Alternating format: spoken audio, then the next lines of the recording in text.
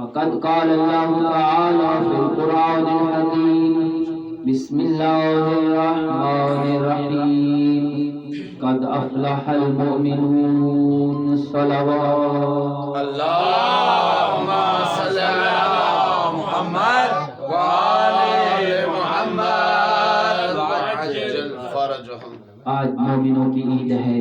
سب سے پہلے آپ سب مومنین کو آج 13 رجب کی عید کی مبارکباد پیش کرتا ہوں.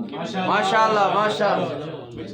یہ جو آپ کے سامنے آیت تلاوت کی سورہ مومنون کی، سورہ مومنون کی کیا عظمت ہے. آپ کے سامنے اس کی عظمت پہ ایک روایت پیش کرنا چاہتا ہوں. سورہ مومنون کے بارے میں امام جعفر صادق علیہ السلام ارشاد فرماتے ہیں جو شخص یہ سورہ مومنون تلاوت کرے اور ہر جمعہ یہ سورہ مومنون تلاوت کرتا رہے تو یہ شخص جو تلاوت کر رہا ہے اس کا خاتمہ بالخیر ہوگا. ہر شخص چاہتا ہے کہ اس کا خاتمہ بالخیر ہو اور انسان کی کامیابی کا معیار بھی خاتمہ بالخیر. بندہ سالوں نہیں، ہزاروں نہیں، لاکھوں سال ابلیس جیسی عبادت کر لے لیکن خاتمہ بالخیر نہ ہو اس کا کوئی فائدہ نہیں. محسوس فرماتے ہیں جو کوئی یہ سورہ مومنون تلاوت کرے گا اس کا خاتمہ بالخیر ہوگا. فرماتے ہیں وہ شخص سعادت مند شمار ہوگا، بدبخت نہیں رہے گا. امام فرماتے ہیں جو بندہ یہ سورہ تلاوت کرے گا وہ شخص انبیاء و مرسلین کے ساتھ جنت میں بھیج دیا جائے گا. ماشاءاللہ ماشاءاللہ. امام جعفر صادق علیہ السلام نے اسی سورہ کے بارے میں ارشاد فرمایا کہ جو شخص یہ سورہ مومنون تلاوت کرتا ہے وہ جنت میں جائے گا، اس کا بلند مقام ملے گا. ایک صلوات پڑھ لیجیے. اللهم صل على محمد وآل محمد وعجل. سورہ مومنون کی جو آپ کے سامنے آیت تلاوت کی ہے مکہ کا ماحول ہے. واہ واہ. ابھی تک مسلمانوں کی تعداد نہیں ہے. ابھی نبی خدا نے اپنی تبلیغ کو اعلانیہ طور پہ شروع نہیں کیا. کیا ہوا کہ علی کی ماں خانہ کعبہ کی طرف بلائی جاتی ہے. جیسا کہ محترم نے پڑھا ہے بہت جلدی سے گزر جاؤں گا. علی کی ماں کو خانہ کعبہ کی طرف بلایا گیا. جب خانہ کعبہ کے پاس پہنچی ہیں کیا ہوا؟ دیوار پھٹنا شروع ہو گئی. میں کہوں گا جتنا بھی دلیر ہو جب اس کے قریب کوئی دیوار پھٹ رہی ہو ایک دفعہ ضرور پیچھے ہٹے گا، ڈرے گا کہیں یہ دیوار میرے اوپر گر نہ جائے. لیکن یہ علی کی ماں تھی، ڈری نہیں ہے کیونکہ اسے پتا تھا، اسے معلوم تھا یہ میرے اوپر گرنے کے لیے نہیں مجھے راہ دینے کے لیے کھل رہی ہے.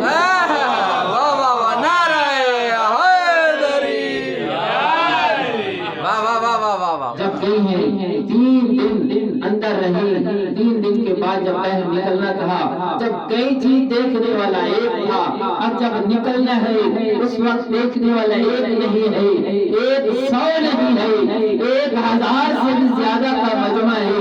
علی کو لے کر کے باہر نکلی ہے. سامنے محمد مصطفیٰ نظر آئے. بچے کو محمد مصطفیٰ کے حوالے کیا، کہا ہے محمد 3 دن ہو گئے ہیں یہ علی نے نہ آنکھیں کھولی ہے نہ زبان کھولی ہے. تو میں کہوں گا علی انتظار میں تھے، دیدار ہو آنکھیں کھولے تو دیدار مصطفیٰ ہو جائے. تو دیدار مصطفیٰ جب کر لیا اب کیا ہوا؟ زبان کھولنے کی باری آئی. جب لب کھولے ہیں علی نے کہا ہے محمد مصطفیٰ کہیے میں کیا سناؤں؟ قرآن سناؤں، زبور سناؤں، انجیل سناؤں یا قرآن سناؤں؟ کوئی کہنے والا کہہ سکتا ہے اے مولوی علامہ آپ کیا کہہ رہے ہیں؟ یہ کیا تم کہہ رہے ہیں؟ ابھی تو قرآن آیا نہیں، ابھی علی کی ولادت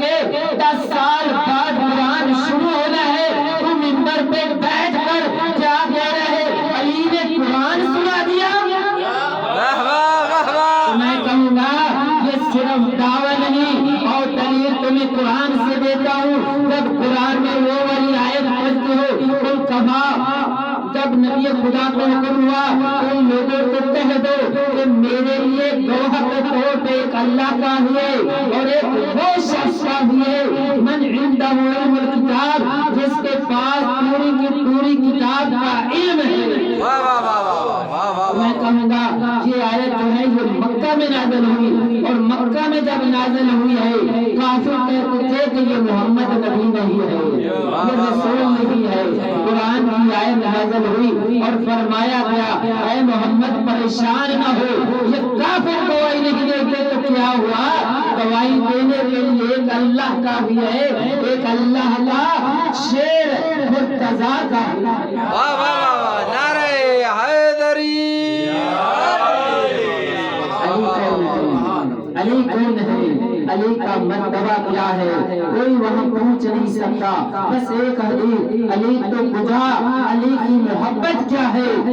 نبی خدا فرماتے ہیں حب علی ابن ابی طالب، جو علی کی محبت ہے یہ گناہوں کو ایسے کھا جاتی ہے جیسے آگ لکڑی کو کھا جاتی ہے۔ واہ واہ واہ واہ واہ واہ۔ پھر فرماتے ہیں جو علی کی محبت ہے یہ ایسی نیکی ہے لا تضر معها سیئہ، جس کے ساتھ کوئی برائی آ نہیں سکتی، کوئی آ جائے تو نقصان پہنچا نہیں سکتی۔ واہ واہ واہ واہ واہ واہ واہ۔ پھر کہا بغض علی، علی کا بغض سیئۃ، وہ برائی ہے کہ جس کے ساتھ لا تنفعها حسنہ، جس کے ساتھ کوئی نیکی آ نہیں سکتی، اور اگر کوئی نیکی آ جائے تو تمہیں کوئی فائدہ پہنچا نہیں سکتی۔ واہ واہ واہ واہ واہ واہ واہ واہ واہ واہ۔ حیدری محمد و آل محمد پہ بلند تر صلوات۔ اللہم صل علی محمد و آل محمد۔ آپ کی محبت کو دیکھتے ہوئے ایک حدیث یاد آ رہی ہے، دل ہے وہ آپ کو سناتا چلو۔ واہ واہ واہ واہ۔ نبی خدا فرماتے ہیں جو کوئی نوح نبی جتنی زندگی پائے، قرآن میں 950 سال زندگی بتائی گئی ہے، لیکن آپ سب کو پتہ ہے علماء بیٹھے ہیں کہ یہ 950 سال وہ زندگی ہے جو اعلان نبوت کے بعد کی زندگی ہے، ورنہ نوح نبی کی زندگی 2500 سال ہے، 2500 سال زندگی ہے۔ نبی خدا فرماتے ہیں جو کوئی نوح نبی جتنی زندگی پائے، اتنی لمبی زندگی پائے، 1000 حج پیدل کرے، اور پھر فرمایا مقام ابراہیم پہ کھڑا ہو کر اللہ کی عبادتیں کرتا رہے، دن میں روزے رکھے، رات میں نمازیں پڑھے، اور صحیح کرتا ہوا نظم و مانا طریقے سے قتل کر دیا جائے۔